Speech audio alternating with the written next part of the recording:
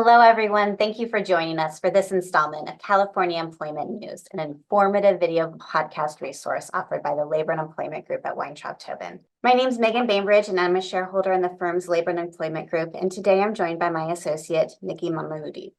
If you will join us at our seminar last week, you'll recall that we discussed some of our best tips for addressing and improving employee performance. Today, Nikki and I are going to expand on that and specifically discuss and address implementing effective disciplinary procedures and policies.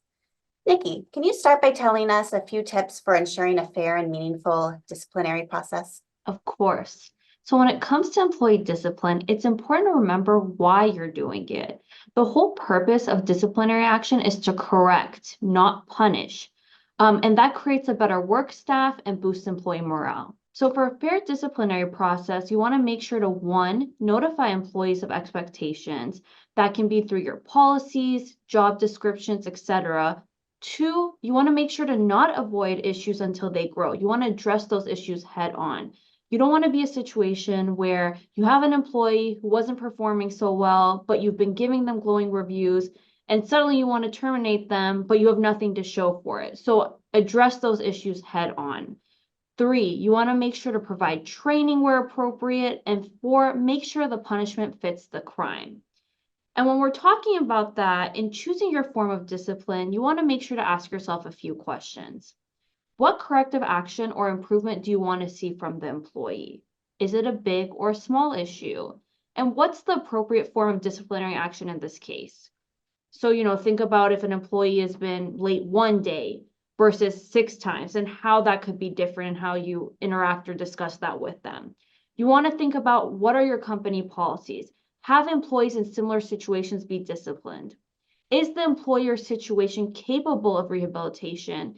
And is the employee's conduct placing the employer, you, at risk of legal liability? Meagan, can you talk a little bit about other considerations when disciplining an employee? Yeah, well, generally, disciplinary actions should be consistent, they should be timely, and they should be objective.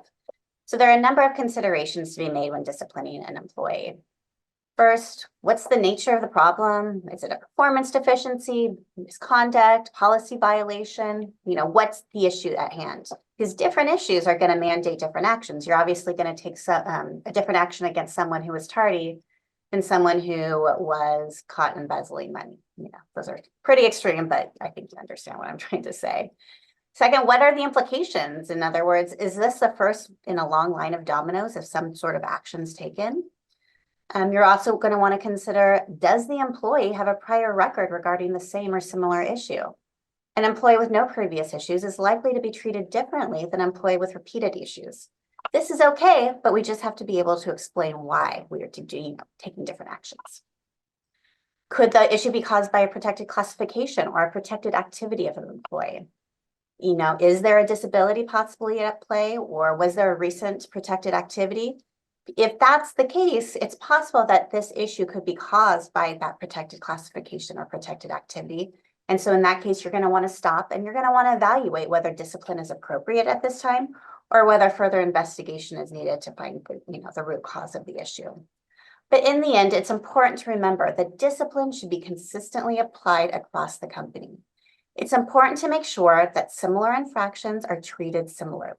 So if one employee is disciplined for an issue and another is terminated, the question becomes why. Objective and consistent discipline is important as it helps rebut an allegation that one particular employee is being treated differently from another based on some sort of protected class. Lastly, it's important that discipline is timely documented.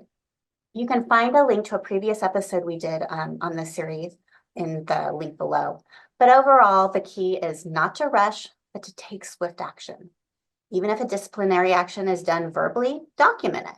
Because delayed documentation of performance and attendance or other sorts of issues increases the risk that an employee engages in a protected activity first, which will necessarily complicate any disciplinary measures and increase the risk of a retaliation claim.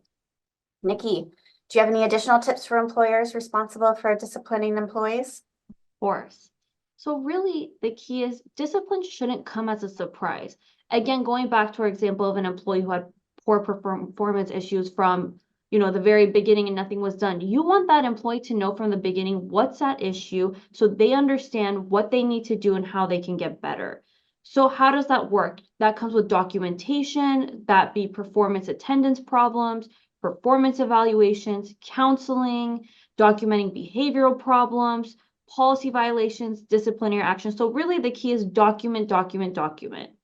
When you discipline employees in a uniform manner, then they'll know what to expect. So again, consistent practices. How you treat one employee when something happens, you want to make sure to to the extent possible, keep it consistent with other employees.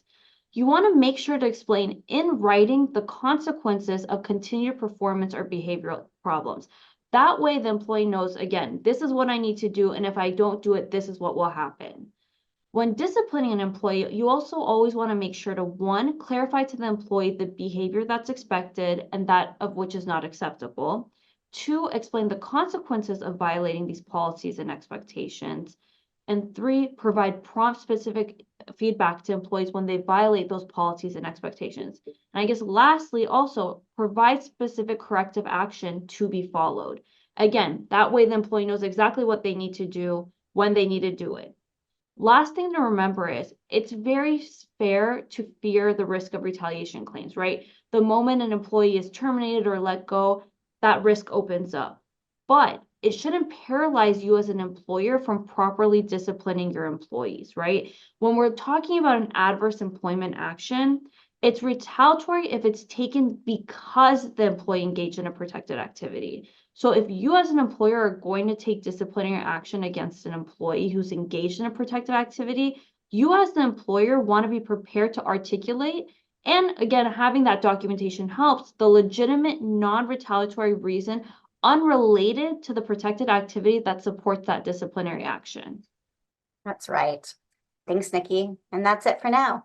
You can continue to find our video series and podcasts through the lublawblog.com or on Weintraub Tobin's YouTube channel. Thank you everyone for joining us, and we look forward to reconnecting with you on the next edition of California Employment News. We'll see you later.